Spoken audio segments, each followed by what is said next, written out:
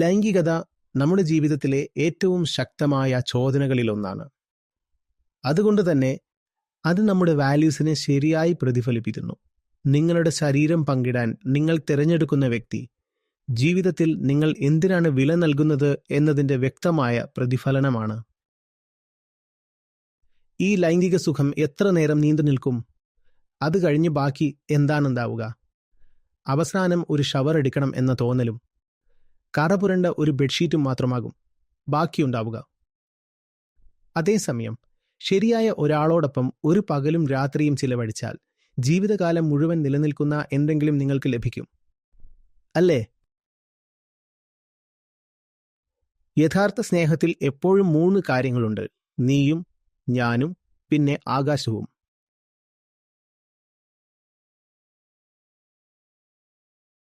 വിവാഹം എന്നത് ദീർഘകാലത്തേക്കുള്ള ഒരു കമ്മിറ്റ്മെന്റ് ആണെങ്കിൽ സ്വയം സമർപ്പിക്കാൻ തക്കവണ്ണം എന്താണ് ശരിക്കും അവിടെ നിങ്ങൾ കണ്ടിട്ടുള്ളത്? നമ്മൾ ചെയ്തതിനെ ഓർത്ത് നാണക്കേട് തോന്നാതിരിക്കാൻ നമ്മൾ പറയും, വിവാഹങ്ങൾ നിശ്ചയിക്കപ്പെടുന്നത് സ്വർഗത്തിലാണ്.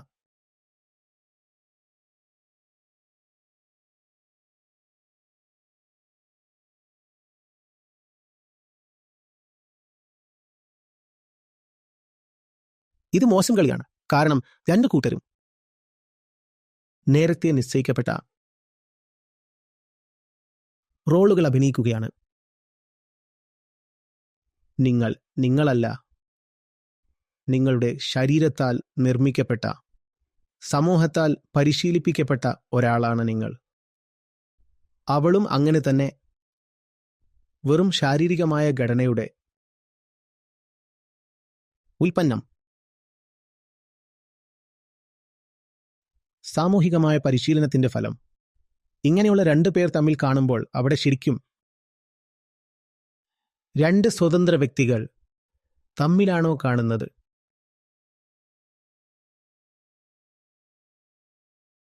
ഇങ്ങനെയൊരു സാഹചര്യത്തിൽ നിങ്ങൾ എതിർലിംഗത്തിലുള്ള ഒരാളെ കാണുമ്പോൾ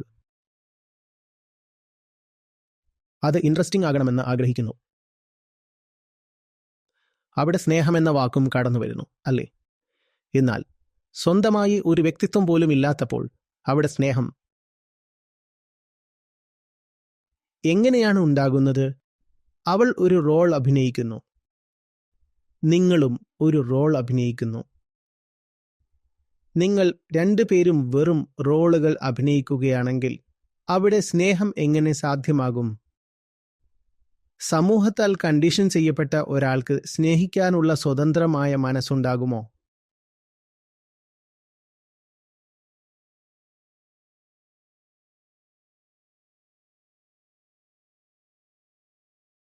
അങ്ങനെ കണ്ടീഷൻ ചെയ്യപ്പെട്ട 2 പേർ തങ്ങൾ സ്നേഹത്തിലാണെന്ന് വെറുതെ വിശ്വസിക്കുന്നു.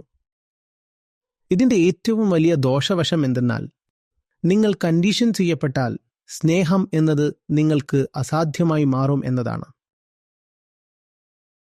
സ്നേഹം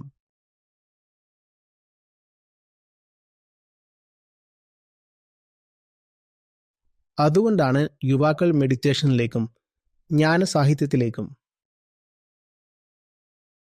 വേദങ്ങളിലേക്കും ആത്മീയതയിലേക്കും തിരിയണമെന്ന് ഞാൻ ഇത്രയും താൽപ്പര്യപ്പെടുന്നത്.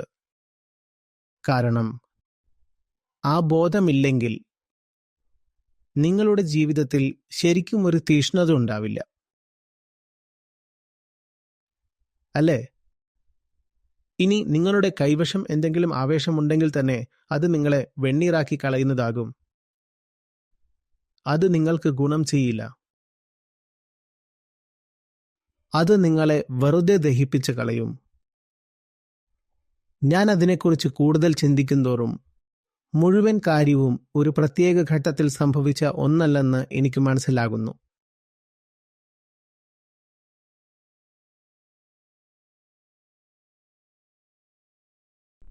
നിങ്ങളെടുക്കുന്ന ഓരോ തീരുമാനവും ഒന്നുകിൽ ഒരവസരം നേടലോ അല്ലെങ്കിൽ നഷ്ടപ്പെടുത്തലോ ആണ്.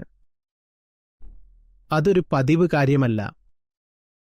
ജീവിതമെന്നത് നിങ്ങളെ പരീക്ഷിക്കുന്ന കുറേ തിരഞ്ഞെടുപ്പുകളാണ്.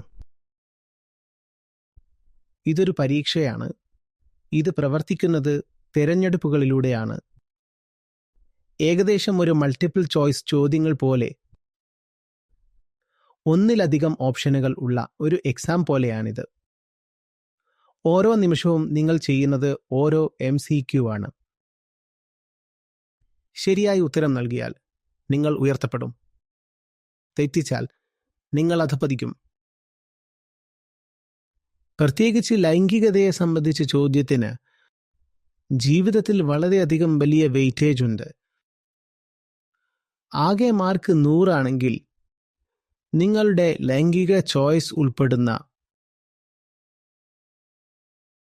ആ MCQന് 10 അല്ലെങ്കിൽ 20 അല്ലെങ്കിൽ 30 വെയിറ്റേജ് ഉണ്ടായിരിക്കാം.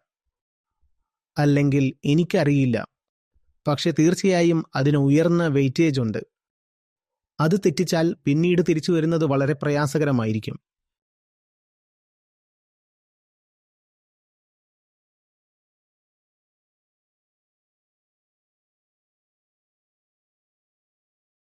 സമീപിക്കേണ്ട നല്ല മനുഷ്യർ നമുക്ക് ചുറ്റുമുണ്ട്. പിന്നെ നമ്മൾ നല്ല കൂട്ടുകെട്ട് അർഹിക്കുന്നില്ലേ? ആ കൂട്ടുകെട്ട് അത് വെറും ആ 10 അല്ലെങ്കിൽ 20 മിനിറ്റിലോ അല്ലെങ്കിൽ അരമിനിറ്റിലോ നമുക്ക് സന്തോഷം നൽകുന്ന ഒന്നല്ല നമുക്ക് വേണ്ടത്. മാനസികമായി നമ്മെ എപ്പോഴും ഉയർത്തി നിർത്തുന്ന, കൂടുതൽ കാലം നിലനിൽക്കുന്ന, മൂല്യമുള്ള എന്തെങ്കിലും നൽകുന്ന കൂട്ടുകെട്ട്. ലൈംഗിക സുഖം എത്ര നേരം നീണ്ടു നിൽക്കും?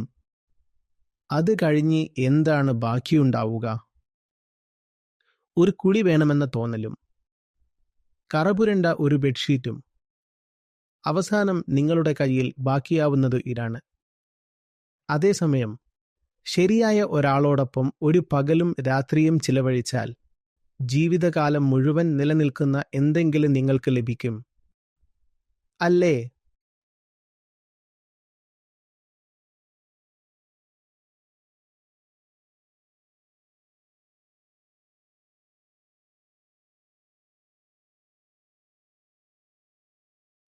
വിവാഹത്തിൽ നിന്നല്ല ആളുകൾക്ക് രക്ഷ വേണ്ടത്, അവരിൽ നിന്ന് തന്നെയാണ് രക്ഷ നേടേണ്ടത്.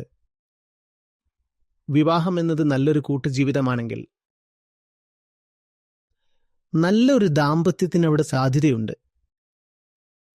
വിവാഹം എന്നത് മികച്ചൊരു സൗഹൃദത്തിന്റെ മറ്റൊരു പേരാണെങ്കിൽ അത് അത്ഭുതകരമാണ്. പക്ഷെ നമുക്ക് ശരിയായ കൂട്ടുകെട്ട് തിരഞ്ഞെടുക്കാൻ അറിയില്ല. അതുകൊണ്ടാണ് വിവാഹം പലപ്പോഴും ഒരു നരകമായി മാറുന്നത്. അതുകൊണ്ട് വിവാഹം എന്ന വ്യവസ്ഥിതിയല്ല, ആളുകളെ രക്ഷിക്കേണ്ട ഒന്നല്ല.